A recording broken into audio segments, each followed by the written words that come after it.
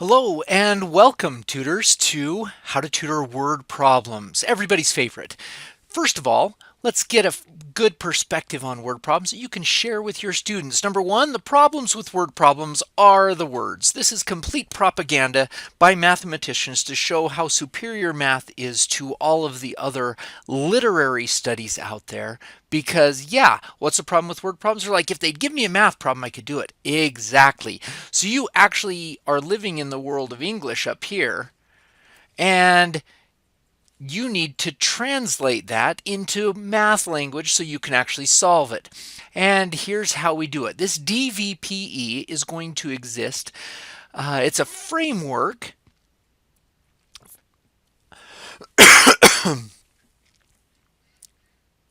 This DVPE is a framework that our department uses to help people translate from English into math. And this is how it works. When they're reading through a problem, they may need to read it. Yeah, read it. Step number 2, read it again. Step number 3, yeah, read that thing one more time. Eventually that student's going to think, you know what, I think I got it. And you'll say, really? Aha, caught you.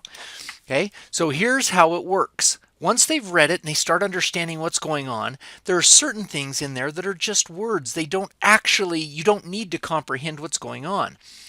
So you write down all the things that are relevant. The data, these are the numbers. The add, subtract, multiply, and divide. You may be adding or summing things or stuff like that.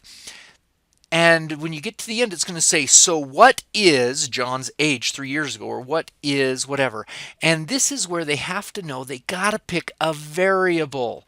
When they pick a variable, so got the data down, they pick a variable, and they get to pick a v or a t or a u or whatever they really want to. Pick that variable, and this is usually the question at the end.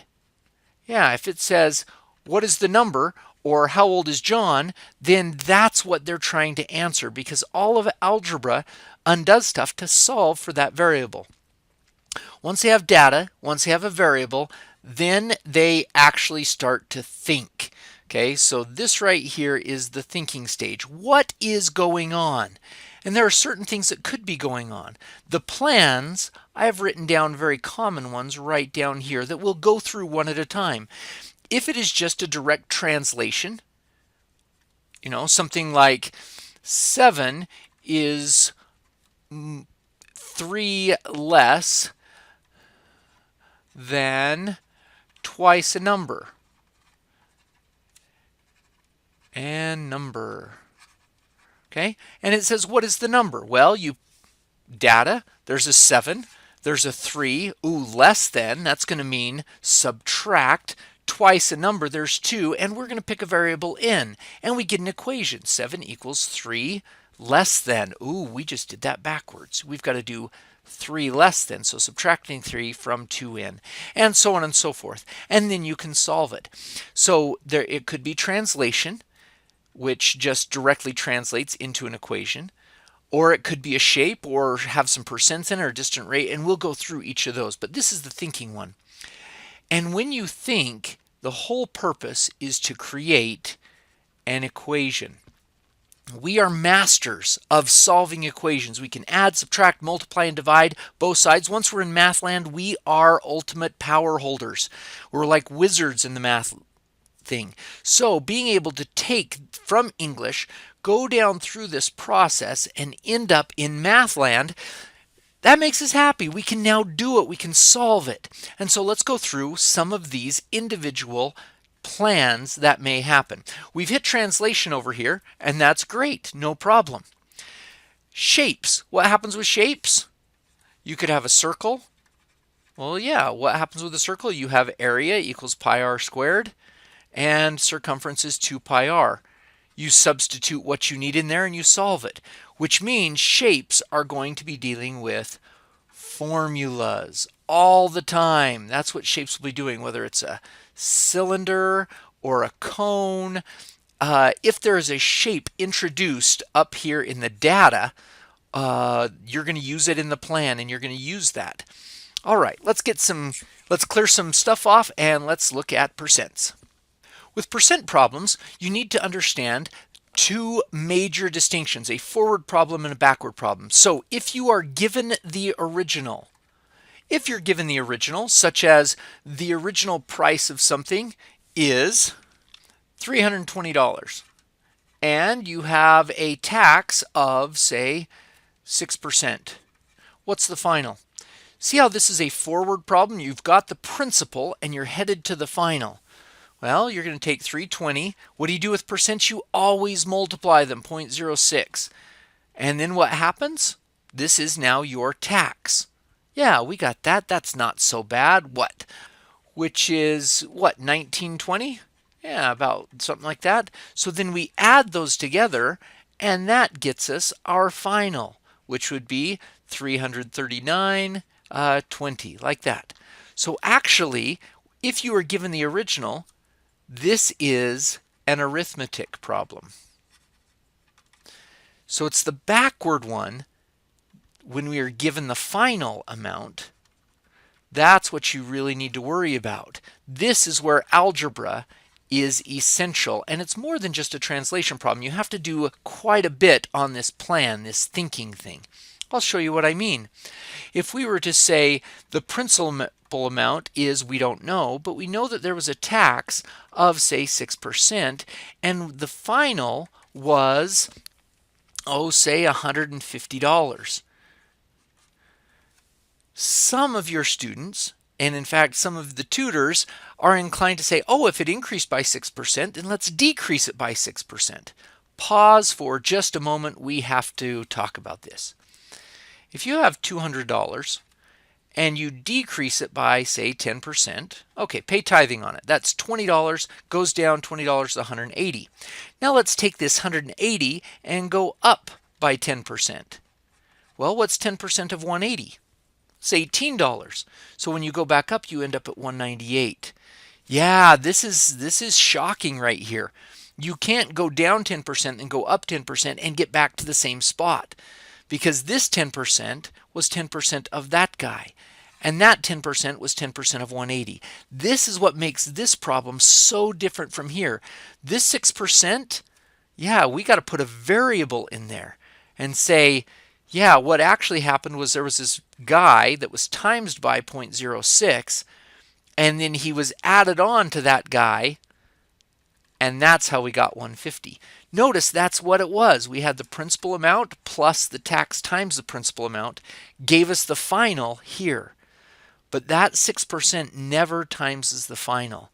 Very important that for this, a backward percent problem, you always have the principal plus if it was an increase like a tax, minus if it was a decrease like a sale, and then the rate times the original. That's the key, is that it never times the final. It always equals the final. Well, that's 1.06p equals 150. And some of you, especially if you tutor some courses beyond intermediate algebra, like Math 108 or something like that, you'll be like, yes, anytime you increase something by 6%, it is now at 106% of its original. And that may help you in a shortcut. Though if the student does not understand that shortcut, it would be foolhardy to use it. What if it was, instead of a tax, what if it was, say, a discount? What does that do to it? Well, that is the original minus 0.06 of the original equals 150. Combine these two together. That's 1 minus 0.06 is 0.94p, which, hey, look at that. You guys know how to do that one. If you save 6%, then you're paying 94% of its original. And again, this shortcut here will start leading to the exponential formulas that occur in Math 108. So with percents, if it's a backward one, you need algebra. You need to have a variable to find it. If it's a forward one, you're given the original, it's just arithmetic. You don't need any variable to actually do the problem. Good. All right, the best way to look at it is try this example. Well, Steve drove for 3 hours at a slow speed, then finished the trip for 2 hours at a faster speed. The total trip was 250 miles. The fast speed was 20 miles per hour greater than the slower speed. What was the slower speed? Now, we have this original equation, rate times time equals distance, but the setting up of these word problems always has a little bit of a trick to it, and usually there are two different scenarios. For example, the first 3 hours and the second 2 hours. They were at different speeds, different times, but there's some connection to them. So I'm going to give you a scenario on how to do these type of problems that will help and keep down to one variable for each thing. So rate times time equals distance always works. So I'm going to set up a table of rate times time equals distance. Rate times time distance. Now, we have two different scenarios. So we have the slower speed and the faster speed time. So these are the two scenarios, and this could be two different people, two different families, against the wind and with the wind, a whole bunch of scenarios here, but let's look at it. So right here it says, what was the slower speed? If that's what we're looking for, okay, step number one, pick the variable. Okay, just one variable. And step number two, fill out everything you can. Okay, don't use a second variable yet, but fill out everything. And you'll see that you can actually do a lot more than you thought. So if we pick what was the slower speed, our variable here, we'll call it R. Now let's fill out everything we know. He drove 3 hours at the slow speed. And when he did this other one, it was 20 miles per hour faster. So this is going to be R plus 20. And he drove for 2 hours. Now, you may think, oh, we've got to stick the 250 right in here with another variable. That's not correct. Only one variable at a time on distance rate time problems, and it will help you out. Because what do we know about this and this? Rate times time always equals distance. So this is 3R. And this is 2R plus 40. Yeah, we times them together, and now we have filled out the table. Everything that you know, and you might need to use that rate times time equals distance. Okay, then step number 3, now you can make an equation. And notice that the equation just sort of falls out. What do you know about the total distance? The total trip was 250 miles. Can you make an equation out of that? Of course you can. 3R plus 2R plus 40 equals 250. And then you solve it and you get 5R plus 40 equals 250. 5R equals 210. Good. And then the rate is divide that by 5 and we get 42. Well, notice that we stick it back in and we can solve everything. If this indeed is 42, then this is 62. 42 times 3, yeah, you get 126 miles on that one. And then this one is 2 times 40, well, 2 times 62, and that is 124 miles. Oh, that's pretty good, not bad. Okay, so now I want to show you how it can be done in the same situation, but if it were to ask, instead of what was the slower speed, say, how far did he travel at slower speed? Let's create our box again and see how this works. Rate times time equals distance. Yeah, there we go. And at the slow speed and the fast speed. Good. Now notice, if we want how far at the slower speed, then we're going to put our variable is here. And again, we only pick one variable. Now let's finish everything else out. We know this was 3. And if this is D and the total trip now, we know the total trip was 250 miles. So this one has to be 250 minus D. That's important, and that's a 2. And notice we're going to use rate times time equals distance to fill out everything. If rate times time equals distance, distance over 3 is the rate. And 250 minus D over 2, Okay, again, we take the distance divided by 3 is this. Each one of these lines uses rate times time equals distance. So now, equation, it's right there sitting there for us. It's so good. We know that this guy, 250 minus d all over 2, is 20 more than this guy, d over 3. Can we solve that equation? Yes, it has some fractions, but we could do it. Multiply through by the least common denominator, which is a 6, and let's see what happens. Well, that cancels there, and we get a 3 that jumps in, so we get 750 minus 3d equals 120 plus 6 cancels with the 3, leaves a 2d. Good. Now we add the 3d over there, and we get 5d equals, subtract the 120, and we get 630. So the distance, if we divide those, is 126. And notice, oh my word, look what we just found. Okay. So it can be done using r as the variable, or d as the variable, or if we didn't know the times, if it said that somebody went boating for 3 hours more than the other guy, and their total time on the lake was 10 hours, you could establish t as your variable and then fill everything out. I hope that helps with those kind of problems. You won't see these for a while, but it's good for you to be aware of work rate problems. This is something like Jim can mow the lawn in this much time, say 2 hours, and Bob can mow the lawn in 3 hours. And then you say, okay, how much if they are working together? The tough thing about this one is your initial reaction is to say, oh, 2 plus 3 is 5 divided by 2. It's an average. That makes total sense. Well, no, it really doesn't make sense. If here's the lawn, and Bob starts over here and starts mowing the lawn this way, and Jim starts over here and starts mowing the lawn this way, well, good heavens, Jim would finish the entire thing in 2 hours. And there's going to be some of it done by Bob, so Jim will not even be able to work for 2 hours before it's completely done.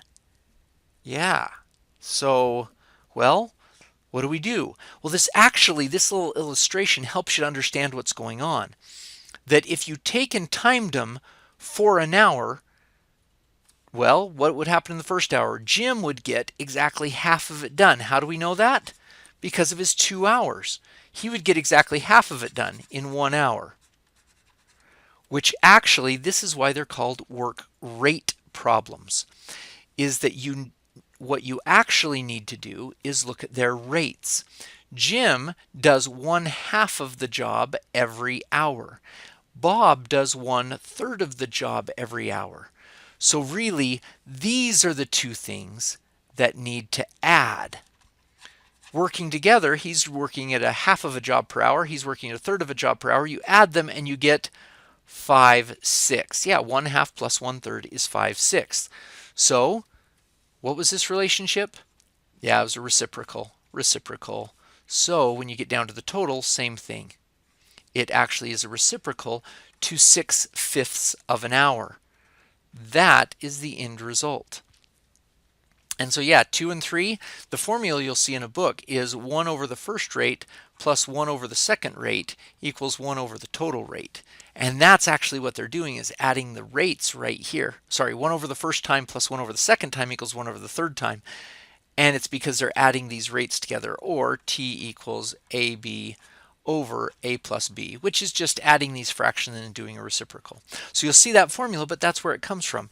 And it's the same formula even if you know, oh, say something like together they worked in 3 hours. Bob we don't know how fast he would, but Jim can do it in 8 hours by himself. Well, yeah, then you'd have a 1 over an 8. This is a 1 over a 3. You'd subtract them and then reciprocal. Anyway, hope that helps with work rate problems whenever you see them.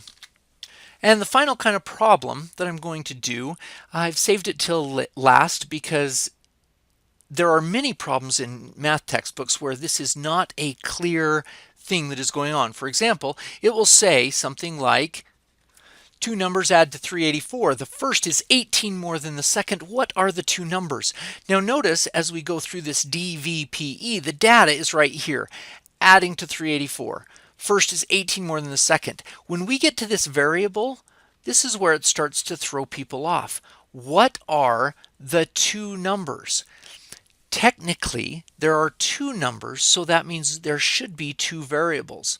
But yet these problems will show up in the section on linear equations where people have only been learned how to solve with one variable. So we're going to show you both how two variables happens in the systems section and in the one variable section. These problems happen in both types in math textbooks, and so you need to be prepared for that to support what the students are learning in class. So in this case, two numbers add to 384. That is simply x plus y equals 384. Then it tells you that the first, x, is 18 more than the second. And you'll see this as a system set up where you're able to do this.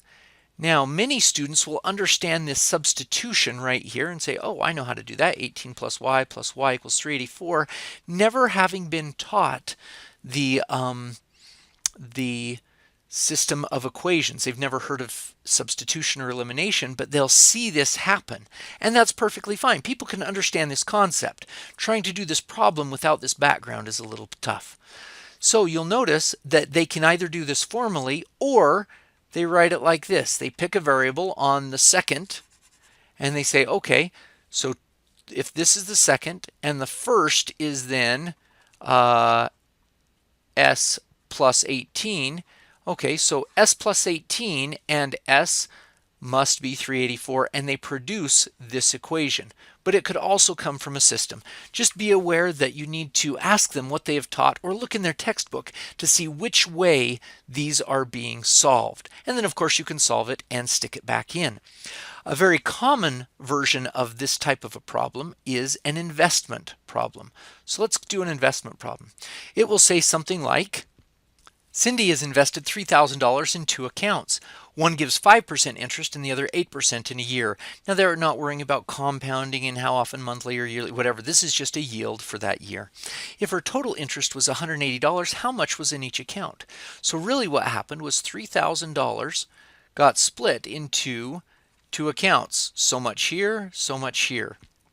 This gave 5% of that amount in the year, and this gave 8% of the amount, so 0.08, and those two interests added up to $180.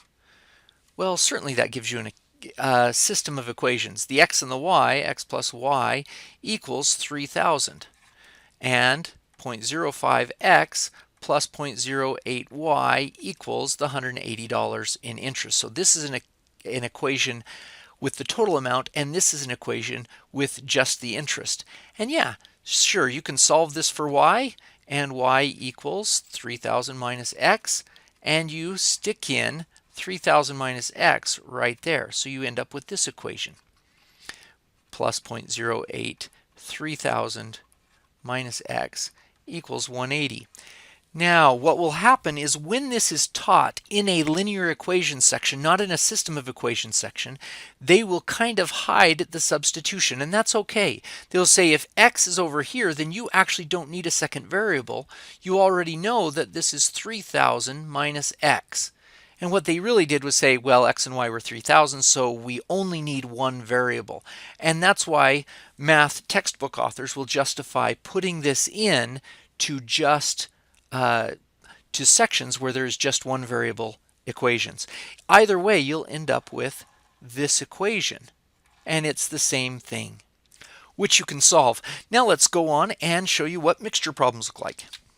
Mixture problems look kind of like this, where you're taking something that's fairly diluted, say at a 10% solution, and something that's really got a packed full of salt, and it's like at a 90% solution. And when you pour them together, the diluted causes this to be more diluted, and the high concentration here causes that to go up, so they average somewhere. But they don't always average in the middle. if you're adding two different amounts. So this is actually an application of weighted averages. So for example, if you put in 5 gallons of this stuff and 10 gallons of this stuff, watch what happens. First of all, we know the 5 gallons and the 10 gallons will be 15 gallons. Good, so there's one equation on volume that you will always be able to solve. And this one, 10%, 90%, what happens? Well, percents always multiply. How much actual salt is in here? 10% of 5 is 0.5 grams or whatever, 0.5. This one plus 0.9 times 10 is 9. So it equals, what's our percent of 15 gallons? Notice the equation here that happened is that we took the percent times the volume. The percent times the volume in our first stuff, in our second stuff, and in our total. And this is the equation that will set up everything, but it really is just percents, and then they add when you're trying to find the equation of the salt in there, or whatever is the concentration in there. And the volumes add up separately as a second equation, and that is volume 1 plus volume 2 equals the volume total. These two equations set up a system of equations, but these problems are often not used in a system. Well, let's finish this. 9.5 equals x times 15, and so we get x equals 9.5 divided by 15. And what does that turn out to be? Punch that in a calculator and we get 0.63333 forever, which is 63.3%. Yeah, notice how these didn't average to 50% because we had more of the concentrated stuff. So a very standard equation or question that will be posed to you will say, okay, how much of a 15% solution and a 60% solution will add up to be 13 gallons of a 25% solution? Yeah, that's kind of tough there because notice we have two unknowns. Well, it's very much like the investment thing. We know we have to add up to 13 gallons. So whether you do two separate equations or say, oh, how much of this one must be, well, if it was y and x plus y has to equal 13, then y equals 13 minus x. And that's what will often happen in textbooks with this kind of a problem. Is they say, oh, now we have an equation. Percent 1 times volume 1 plus percent 2 times volume 2 equals percent total times the total volume, which gives you an equation that you can solve. And really, notice what happened with your own feelings. We went through a word problem that was pretty tough. We got it to a math equation. We haven't even solved the thing, but you're feeling pretty happy, aren't you? Distribute, get the x's together, and solve. Yep, happy math land right here. Good luck with the word problems.